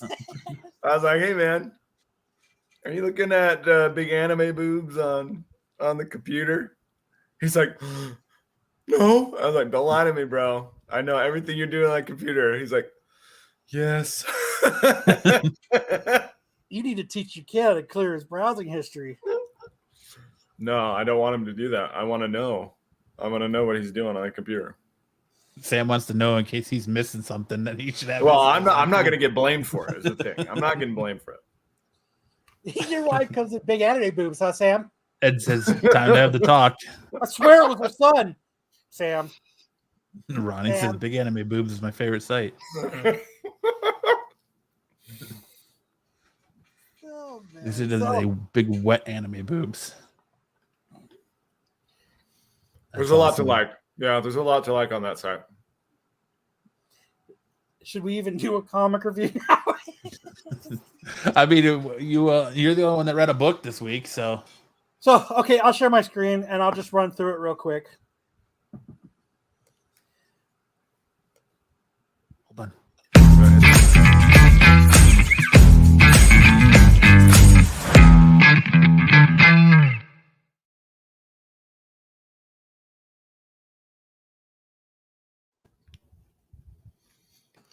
I read Vanish, the Donny Cates new book on for Image. Kind of cool. I really actually enjoyed this first issue. I'm just going to give a brief synopsis. Dude was a superhero. Now he's a drunk. Dude, he starts to get mugged, and this superhero shows up to save him. But what it is actually what he knows is from his past when he was a kid. He went to Hogwarts, School of Magic, and he was learning magic, and they were doing this stuff. Dude shows up to take over, and this guy was supposed to be the one. He's the chosen one, the guy that was the drunk. But this is when he was a kid, and he's training all these sorcerers and stuff to, for some war. He kind of didn't agree with the war, and he goes to the place he's supposed to, kind of like they do in Harry Potter. I'm pretty sure he was watching Harry Potter. Donny Cates was watching Harry Potter when he wrote this. That was the other thing I was going to pick for the top 5 was Harry Twatter. But so the dude shows up to do like this other villain shows up to take over this school, and he kills the headmaster. Headmaster's daughter gets pissed, and he's like, he's pretty much like, I'm the chosen one. I've got to do something. What I do like about this is he's like, the dude was like, hey, magic doesn't work on me here. And the kid's like, fuck magic. blasts him in the head. You don't need magic. We don't need magic. And what happens is the other dudes take off. And what they're doing now is they're back and they're evil, but they're posing as good superheroes. And this dude knows what he's up to, and he's like, so he kills this one, and it gets like his juices flowing and his power getting back. And now he knows what he has to do is he actually has to get rid of all the other ones since they're actually evil and they're posing as good superheroes. And that's kind of what happens. He's married to that chick that her dad died, but now he's got to put back on his Harry Potter robe. He's part of Ravenclaw. And so now he knows that, even though he's actually the good guy and the Prestige are actually the bad guys, he says, I guess it's my turn to be the bad guy. And that's kind of where it ends. It's actually a pretty cool story. It's worth checking out. I'm sure it's going to take a dive like all fucking Donnie Kate stories do. But it's worth checking out. Not a bad story so far. For issue 1, I'm definitely going to check out issue 2 and see if it actually is going anywhere. But if you haven't checked out Vanish, it's good art because it's Ryan Stegman, so we're all pretty used to his art because his art's pretty good. But I'm pretty sure he's watching fucking Harry Potter. I think Harry Potter was an influence on this. So that is my comic review of the week. Good reviews, Kyle. Thank you, sir. Oh, Callie Max, I got to add to the... Did I miss anybody for the giveaway? Is it dodgeball time yet? Sure. We got movie review, movie wars, but we can do dodgeball before. Oh, let's do movie wars. Movie wars, yeah. Forgot about movie wars. All right, let's Rich Citizen Titan here now. Callie Max. Movie wars. I'm not trying.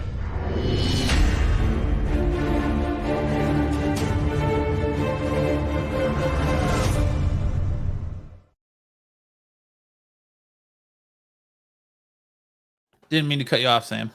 That's fine. So, as you know, last week, the Green Mile beat Big because Big just was on it was on the show for too long. We switched it to the Green Mile. The Green Mile won. And now we have the Green Mile versus Armageddon, one of the best movies ever made. S-tier movie, which I'm sure Armageddon's going to win by a landslide because Ben Affleck's in it and he was the bomb in Phantom Joe. So here we go. The Green Mile versus Armageddon. What's it going to be? Armageddon for me. Armageddon, 1 vote. Sam. Armageddon. TK, Armageddon. Yeah, buddy, let's do it. Armageddon. Rodney, my man. Yeah, okay. I don't think it's a contest. I do have a story about Armageddon. This is a Michael Bay movie, right? Yes, Michael Bay directed it, and Lens Flare guy wrote it. And there was like a Comic-Con panel or something where Michael Bay was there, and someone says, "Hey, Michael, wouldn't it have been easier to train the astronauts to drill than to train the roughnecks to be astronauts?" And he said his response was, "Hey, how about you shut the fuck up?"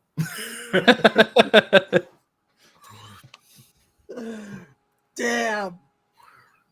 So we've got 1 vote so far for Green Mile. Joe says neither. Ouch. Jorge says Armageddon. 00 says The Burbs. Ronnie said that damn movie made me cry, not even joking.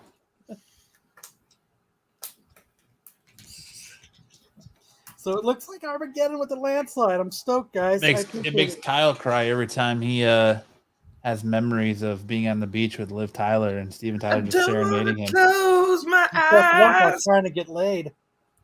Don't want to fall asleep. Yeah, he wouldn't stop singing while Kyle was trying to get laid.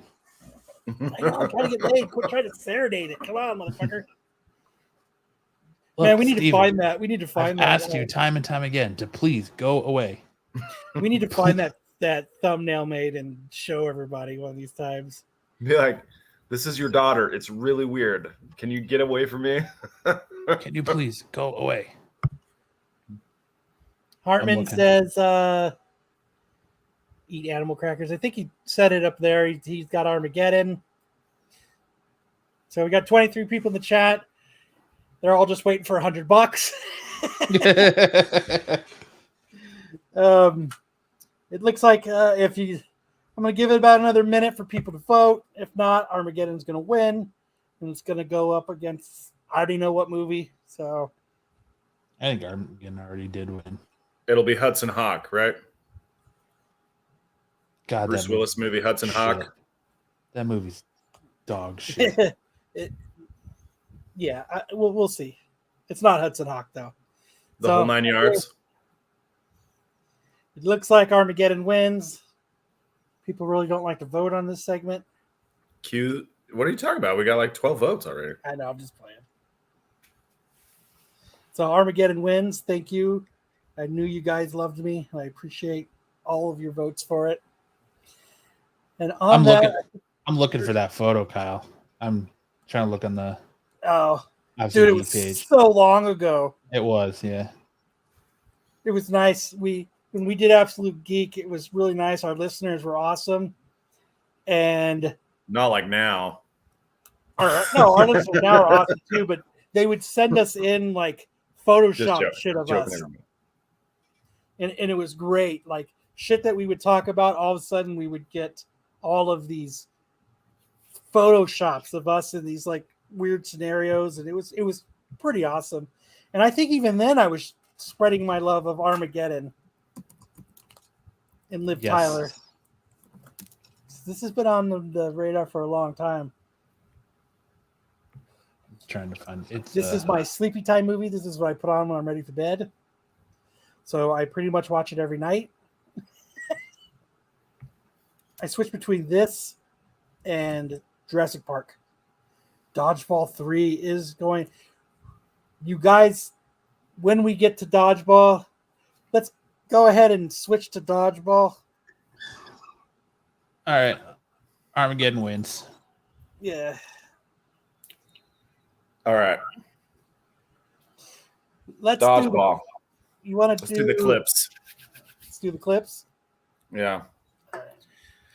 So tonight's clips, or this week's clips, I actually had 8 highlights posted, which is a lot. Usually it's just like 2 or 3. But there were a lot of really good highlights, so I had to narrow it down to just 2 for the show. The first one features a buddy of mine, the guy who I formed a Triple D Dodgeball League with. His name is Brian. He was our camera guy on our ghost hunt for Thresholds. And he used to be a member of the Phoenix Suns halftime show called the Soul Patrol. He's the guy with the long hair. The Soul Patrol are the ones that accused me of stealing one of the drummer's drumsticks. So this is him just being majestic, running around, his ponytail's kind of flowing, and then, he got caught lacking at the line. And that one, I think, is not getting as much love as it deserves. But then we can go to the other one. And he just scampers away. Yeah, he scampers away. This one, I think, is just an absolutely wild match. I wish we could get a little bit zoomed in on it. But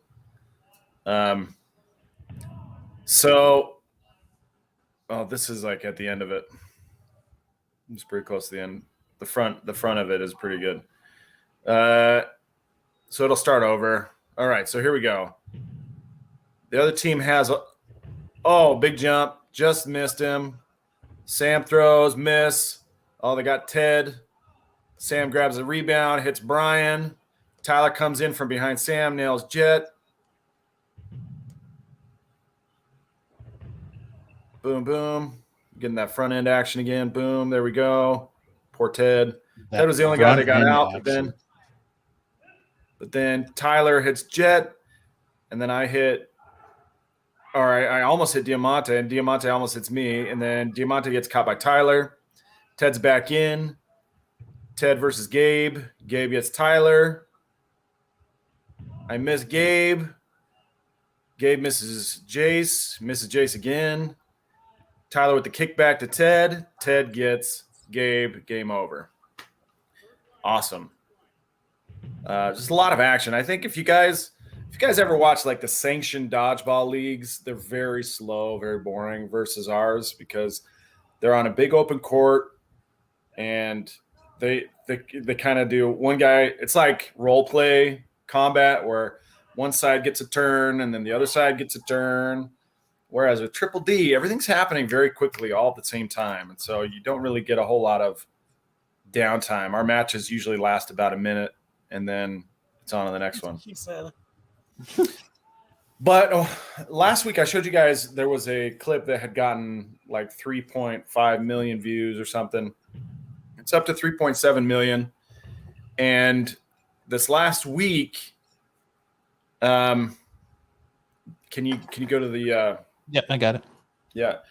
This last week, we got an invitation from Toscana Dodgeball in Italy to come and join them next summer for the European Cup, European Dodgeball Cup. And there's like 10 guys in our league, and a lot of them are just kids working at the gas station. And the trip costs about $2,500 a person. We kind of calculated it out, $2,500 a person. So we're trying to raise money to get everybody to go. Now, this GoFundMe is I'm basically putting in my own money. That I'm the only person who's donated so far. There's 2 donations up there. I donated $100. My buddy Brian is the anonymous who donated the other $5. And we'll figure out a way to get the funds. But if you guys feel like we have entertained you at all with our Triple D action, we would love for you to participate, help us get to Italy next summer. We still got a long ways to go. It's like 9 months away. So any help that you guys can offer would be greatly appreciated. We're just trying to show them what Triple D can do. And it's going to be in Tuscany, Italy, in a little town called Lucca, in a beautiful gym they have there. And of course, we're going to record the whole thing and put up the highlights for you guys as well. And hopefully we make Arizona, make America proud. We're not really a sanctioned league, so this is probably going to be frowned upon as far as the USA Dodgeball organization is concerned. But we're an underground dodgeball league, man, and we're bringing it to the masses, and they can't stop us. Yeah, it's stopping you guys. Can't stop us now. I will. Okay, if we reach our goal, I promise I will wear the Average Joe's uniform during the Italy tournament. I promise you that right now. Sweet. So I figured you were just going to wear it anyway. We're gonna get some uniforms that are like Arizona flag with the 3Ds over the top of where the star is, and represent like that. But I will definitely pack the Average Joe's and wear it during the championship because we're gonna win this tournament. Anyway, thanks you guys, appreciate it, and thanks for the spot. And if anybody has ideas about fundraisers, because this is all new to me, anybody has ideas about fundraisers we could do, please let us know at Triple D Dodgeball on Instagram. Car wash. Oh yeah, do a bikini car wash with all of our guys.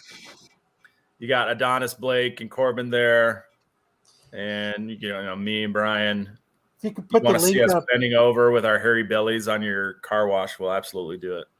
If it means If it means we're going, we'll absolutely do it. Thanks, guys. Okay, so Italy. This is the moment everybody's been waiting for. So let me share my screen. To win the $100, though, you must be present to win. And you have to have Venmo. Make those Venmo accounts. So, am I missing any names? I don't think I've seen anybody new come into the chat. Only because I'm lazy and I'm not going to go through the process of transferring it from one fun sharing app to another. So, okay. So, are you guys ready? Who is going to win $100 because Matt is too lazy to buy prizes? Hey, no. There's not too lazy. All right. I tried to call you to verify a book and you didn't answer, and I had already left. And the next one, I just wasn't going to give the dude my money because he was a douchebag. It was up between the first appearance of the Infinity Gauntlet and Silver Surfer or the first Scott Lang as Ant-Man. So, I feel like getting $100 of your own money and Second, Stepford Wolf. Congratulations, Stepford Wolf. Hopefully he's still in the chat. You are the recipient of a Marco's $100. Congratulations. So we'll give him a minute to claim the prize. To chime in. And Hartman is complaining about the spin. He says, "What a weak spin, Jesus Christ." Astro says she's here. I have not seen her. There she is. Sorry, she. There you go. So you can, if you got Venmo, email Matt, not email, but message him at Absolute Geek Podcast, right? Yeah, on Instagram. And say, "Where's my money, bitch?" So awesome. You won $100. Congratulations to the other winners tonight.